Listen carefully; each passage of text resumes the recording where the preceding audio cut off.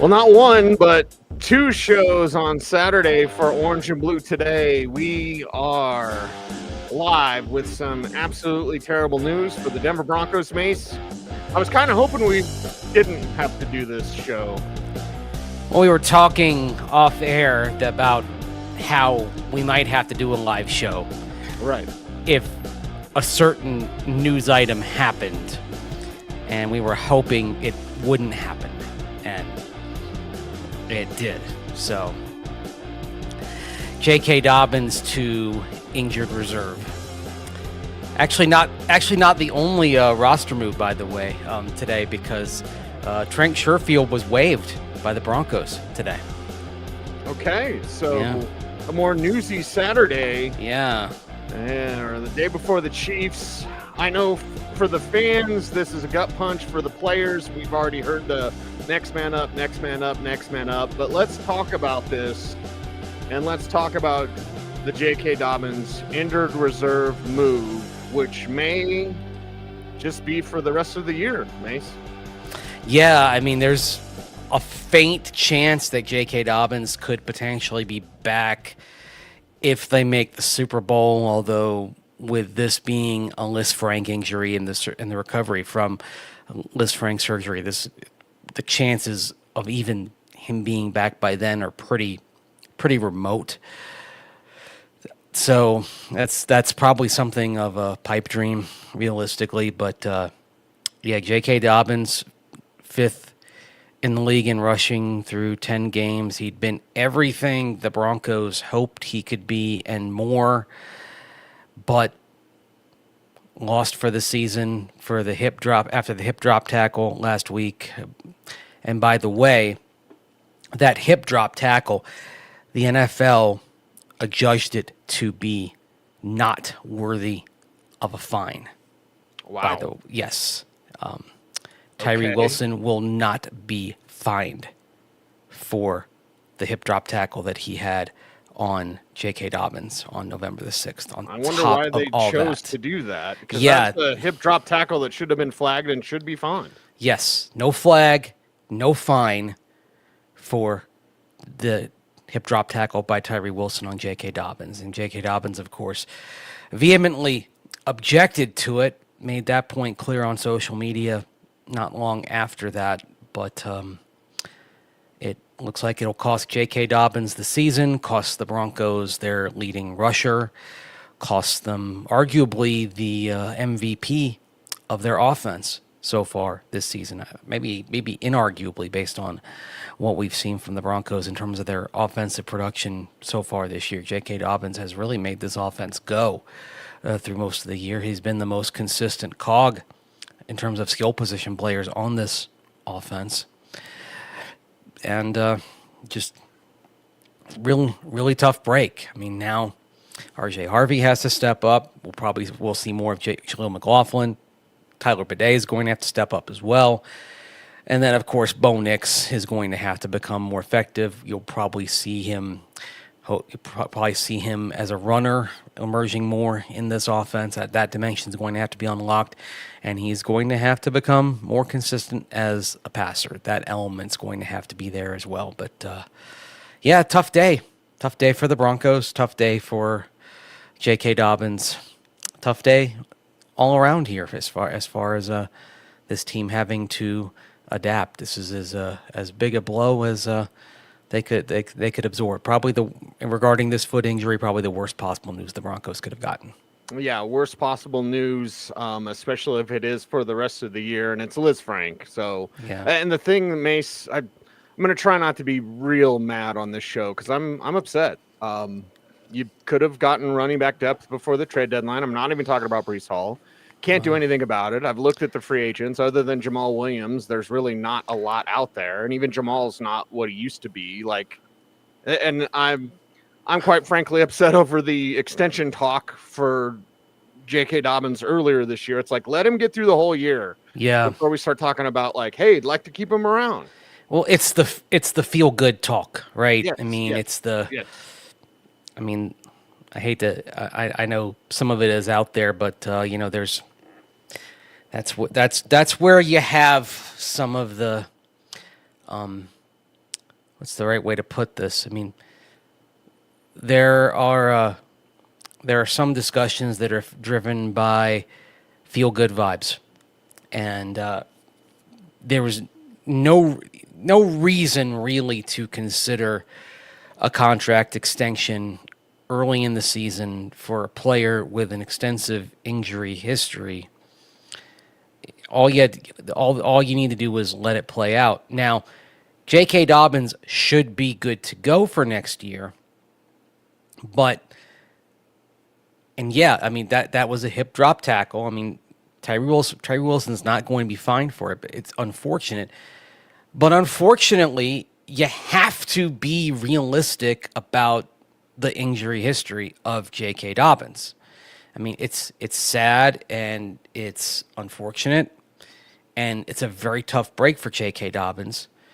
But the reality of his career is that, unfortunately, you will go into 2026 with the same sad ledger as he had going into 2025, which is that he will have missed more games than he's played in his career. That stat's still going to be there. Now, in terms of what the Broncos do, they could bring him back, but that should not be at a high price. Like, I would actually argue that the Broncos should bring him back, but it should be at a very similar contract to the one that they gave him, because they got 10 games out of him. And you have to make cold and calculating decisions. Okay, that's just, it's the way it is. The business, yeah. The business says if you bring back J.K. Dobbins for 2026, a fair contract is something that looks similar, maybe because the salary cap goes up, there's a raise, but I'd say $3 million for 1 year as opposed to 2. To me, that's what it would look like. Yeah. I don't think, and I'm not sure realistically you should go any higher than that. It's yeah. Again, interesting. it's not the feel good league. I'm sorry. This is just right. You have to make a calculated call, and if not, then you probably look toward other options. And to go back to, like you were saying, the offseason, yeah, wouldn't you feel better if that 7th round pick had been used on a certain running back that you and I talked about coming out of the Shrine Bowl? Yeah, Mr. Ja'Cory Cross-Merritt. Bill, wouldn't Hell, Kyle Monangai would have been another Rutgers back in the 7th round. Yeah, that you're going to see coming up here in a couple of weeks when you go to Washington. He would have helped you out. Anyway, it's what it is. Can't cry over spilled milk. I'm trying not to cry over the spilled milk and like do the whole draft thing, which is where I automatically go. So again, I'm talking about my flaws right here. But the one thing I think is more tangible, maybe there's some more weight to this conversation, is why wasn't RJ Harvey the other day when you said RJ Harvey had 4 pass protection snaps? Yeah. I was like, oh my God, it's week 11. Like, had this been coupled with a true 50-50 committee, JK Dobbins, RJ Harvey, I'm not going to say it would have kept Dobbins healthier, but it would have had RJ ready. Like, if there was a transition moment, a passing of the baton, if you will, where we could say, man, RJ looks ready. He looks ready to take over. We're sitting here with the Chiefs game coming up tomorrow, brother, and RJ just hasn't gotten that opportunity. Doesn't mean he won't be the greatest Broncos running back ever or whatever I have to say, but like, I would feel more comfortable had RJ been better prepared for this moment. And instead, we're probably going to get a conglomeration of Jaleel, RJ, and Tyler Badie, which could be fine, but I would have liked RJ to get a little more work going forward. Here's the problem. What did Sean Payton say last year when he was trying to figure things out with Javonte Williams and Audric Estime and Jaleel McLaughlin? He's like, I can't figure it out with 3 running backs. Right. I like 2. Yeah, okay. I mean, he likes 2. And Yet, the two that he'd probably distill himself down to would probably be, you'd think, RJ Harvey and Tyler Badie, just because of the pass protection angle for Badie. And yet, would that be the most productive? I mean, Badie would have to step up his game to do that. Remember last year, I think the ideal situation would have been Javonte Williams because of pass protection and Audric Estime because of what he could have brought as a power back. But then it ended up being Jaleel McLaughlin getting a bunch of snaps just because he ended up being the most productive back, right? Like they end up having to play him more than his body type dictated because he simply was the most effective back down the stretch. Now, there was a shelf life on that, remember, because then he got hurt against the Colts and he wasn't available against the Chargers. But it was like, okay, he has to play because he's just the most effective. Now, let's go back to August, Jaleel McLaughlin talking about how he did put the weight on. So does that maybe mean, okay, do you put him, can he go out there a little more? Now that he's at 199 as opposed to 188, can you trust him a little bit more? Because maybe the ideal situation here is that Jaleel could hold up in pass pro a little bit more because he does bring something dynamic, and I think something that on a change of pace type of basis that's been lacking. That you've missed the curveball that he's brought over the last couple of years. Yeah. You want to see what this team can do with RJ Harvey, but until they trust him more in pass protection, we're looking at 3, and I just don't like that. I like the idea if they trusted RJ and Jaleel. I really like that idea. Yeah. And Jaleel with a new body, by the way, that 12 pounds of upper body muscle, I guarantee Jaleel will break tackles this year. Yeah. Still a scat back, but that's a guy that can get it done differently this year because he took a lot of time on his body. Yeah. By the way, Jaleel, you know how many pass protection snaps Jaleel has had in his 2 years in the pros? 14. Wow. 6 pass pro snaps as a rookie, 8 pass pro snaps in 2024, according to Pro Football Focus. Okay. So. Okay. Food for thought. Oh, boy. Broncos going to have to do something different here. And the nice thing about JK, you and I both seen a lot of ball, Mace. I wasn't surprised by what JK Dobbins did. You weren't surprised by what JK Dobbins did. No, he's a career 5.2 yards per carry guy. Yeah. It's never, with JK Dobbins, it's never a question of whether he's good enough. No, not at all. Never a question. He's good enough. He's effective. When healthy, he's a terrific back. It's just that you have to accept that he's going to miss time. And again, it goes back to the question with all of these signees, all these guys you added in the offseason, it was a question of health, right? Because they all had injury concerns, short-term or long-term.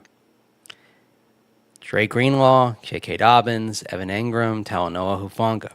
And the number you and I settled on was 50. Yes. Can you get 50 games out of them? Oh, boy. Okay. We're not going to hit that. Well, okay. So you're going to get 7 games missed by JK Dobbins right there. Okay. Dre Greenlaw had 6 games missed to injury at the start of the season and 1 game missed to suspension. So that's 14. And Evan Engram missed 1 game in September. Okay? So that's 15 you're guaranteed to miss. And so 17 possible for each player. So that's 17, 34, 51, 68. You've already got, of the 68 possible games, you're already down 15. You're guaranteed to miss 15. So you can go no higher than 53. So among Evan Engram, Talanoa Hufanga, and Dre Greenlaw, the rest of the season, you can only afford to miss 3 among them to hit that 50-game number you and I were talking about. Wow. Yeah. There's still a lot of football left to be played there as well. Yeah. I mean, it's right on the bubble, my friend, as to whether they're going to get that magic 50 game tally you and I talked about or not. Right there. Gets a little nervous. Do we what do we say though if that last game of the season, if let's say they've wrapped up their playoff seeding and they're locked in, how do we gauge that? Do we give them grace there? Give him a pass. Give him a pass. Yes. Okay. Yes. All right. I would say so. Right. So, all right. You're quacking. I got one more thing to run by you, Mace, before we get out of here on an emergency edition of Orange and Blue Today. But first, how about a word from our sponsor? Today's episode of Orange and Blue Today is presented by Ramos Law, the official injury law firm partner of the Denver Broncos. Ramos Law was founded by Dr. Joseph Ramos, an attorney and ER doctor, to provide exceptional care to those injured in accidents. With a unique understanding of both medicine and law, the Ramos Law team is built to fight for you every step of the way. Experience the Ramos Law difference. Contact them today at ramoslaw.com. Okay, street free agents available. It's guys like Jamal Williams. Okay. All right. Practice squads I've already looked at. Okay. I got a name for you. Old friend Audric Estime? No. I want somebody that can do something. Okay. By the way, I think it is significant though that Audric is with New Orleans. Oh yeah. I think that I was actually talking. I'll say I talking with my mom about him last night. My mom likes Audric Estime. Okay. And I said, I don't think that happened without Sean having a conversation with Mickey Loomis. Oh, 1,000%. And saying, give him a shot. Like, give him a chance. You know. Well, I don't want to disagree with Mama Mace, and we just have to kind of guess here, Mace. Based on what we know and the way it ended with Audric, would he want to come back? Guys want to be active. Guys want to play. Yeah, I don't think he fits exactly what the Broncos would look for. So I don't think it would happen. I'm just saying I don't think it would happen. I'm just saying that's why he got another shot. I think Sean kind of spoke up for him to make sure he got a chance. Yeah, and he got a shot with Philly before that, probably because Jordan Dye's on. You know, you could say, hey, Howie, this guy's got some power. And actually, the leading rusher against the Chiefs, not the JV game. Leading rusher against the Chiefs with the block field goal was Audric Estime. It's a who you know league. Mm-hmm. Oh yeah. So anyway, practice squads. You want my name? There's one name, by the way. I didn't.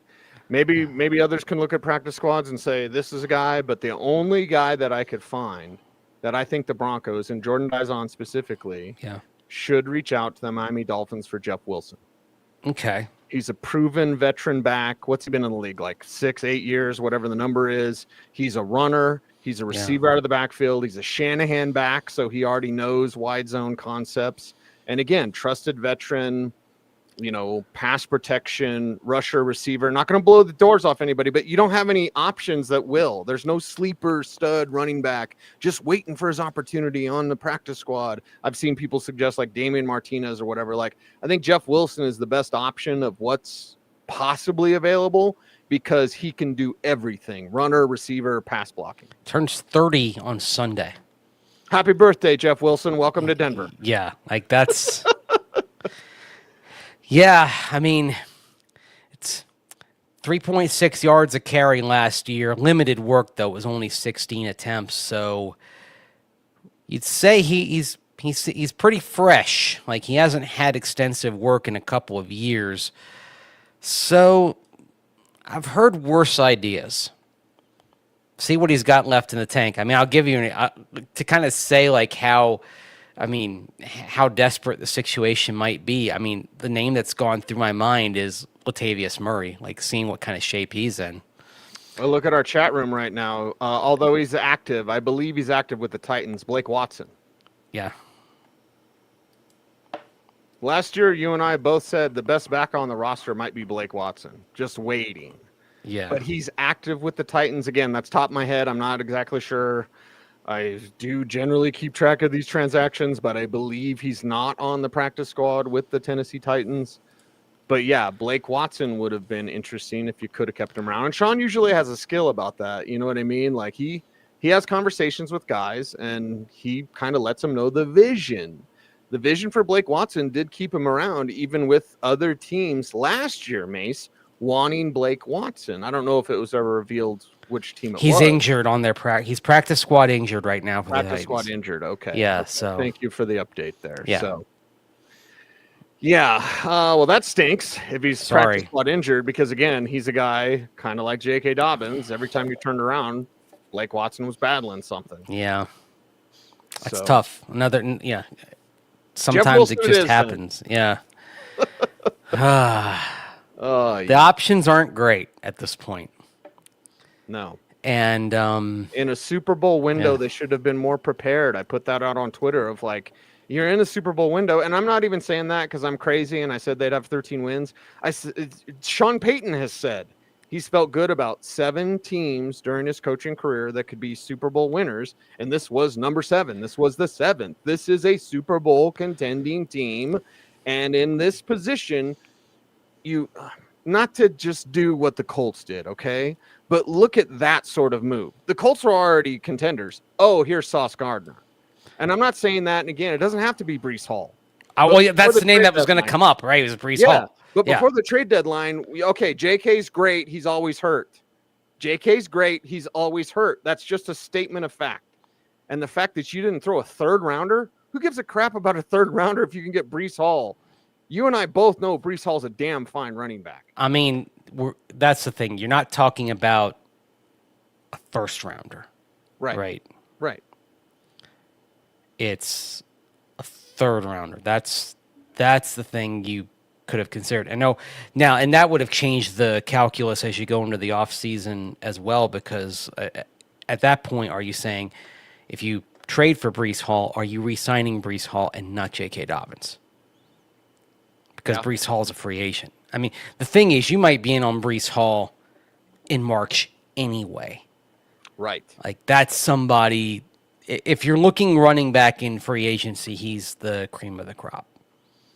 If you're going free agent running back. Now, you may not be doing that. You may go fishing in the draft again, because it's true, there are always running backs every year. Yes. Last year was an above average year, but there are always running backs. And sure as we're sitting here, we're going to be talking about running backs in the draft. We always do. Even with RJ Harvey, we're going to be talking about running backs in the draft when we get to February and March. Just that's the way it is. Yeah, I wouldn't mind if it was another premium pick, and hell, competition, right? I want the best competition for this team, and that's someone to push RJ Harvey. But man, I would have loved Breece Hall right now. I mean, if good thing they traded for Breece Hall, then it's like, man, you got a Breece Hall, RJ Harvey backfield. Instead, you're trying to piece it together. I'm upset, Mace. I mean, there's no denying the Super Bowl chances took a hit today. Oh, yeah. Yep. No doubt about it. And this is where, if you had to have an injury, you would have preferred to have it 2 weeks ago. Yes. It's sad. You never want injuries, but you'd rather have them 2 weeks ago than today. 2 weeks. If this injury happens against the Texans, you could have done something. You could have done something about it. If this injury had happened against, if it had happened 4 days earlier than it did, if it happens against the Texans instead of against the Raiders, I would think the Broncos would have made a trade at the deadline. I believe they would have. Yes. But it happened against the Raiders. It's just bad timing. Sometimes it's just the way it is. Man. Bad break. RJ Harvey, hope you're ready. Jaleel McLaughlin, hope you're ready. Sean Payton, if you can't do 3 running backs, you better find the 2 that work. Tyler Badie, if you're one of those 2, you better improve that drop rate, because right now, among all 200-plus receiving targets with 10-plus targets, you have the worst drop rate in the league. As we say, facts aren't designed to make you feel good, or the truth isn't designed to make you feel good, but facts, in this case, it's facts. Gotta change that, okay? Here you go. It's 10, but it's 10 games in. That means there's 7 games to change the narrative. There's 7 games to change the outcome. 7 games to change all that. So let's view it positively. Here's your chance. Make it happen. We'll see if the Broncos can indeed do just that. Well, at least I got to see your smiling face today, Mace. Well, you didn't think you were, but here you go. Well, we had talked about it. We're like, let's be ready. It's going to happen about this time. And guess what? It happened about that time. I'm still surprised Tyree Wilson didn't get fined. That's insanity. If you think of something that surprised me today, that's what surprised me. Okay. By the way, another thing to kind of note that didn't happen that was good news. Let's end the day on good news. Okay. Alex Singleton not going on injured reserve. That's very good news. Very good news. Very good news for his recovery in regards to the pathology in coming out of the surgery that he had for testicular cancer. So him not going on injured reserve tells you that he is expected to come back and play very, very soon. So that's excellent news in terms of his recovery from the procedure and his recent diagnosis. So let's close on a positive there. That's a great sign for him personally and professionally. So love it, Mace. Let's close on our outro where folks are helping us out on our YouTube channel. How can they do just that? Like, comment, share, subscribe, hit that notification bell so that you never miss vid. That is right. He is Andrew Mason. You follow him on all the socials at Mace Denver. I'm at Cecil Lammey saying OBT's BFD. I want to thank you very much for watching. Stay tuned, and would you please stay frosty?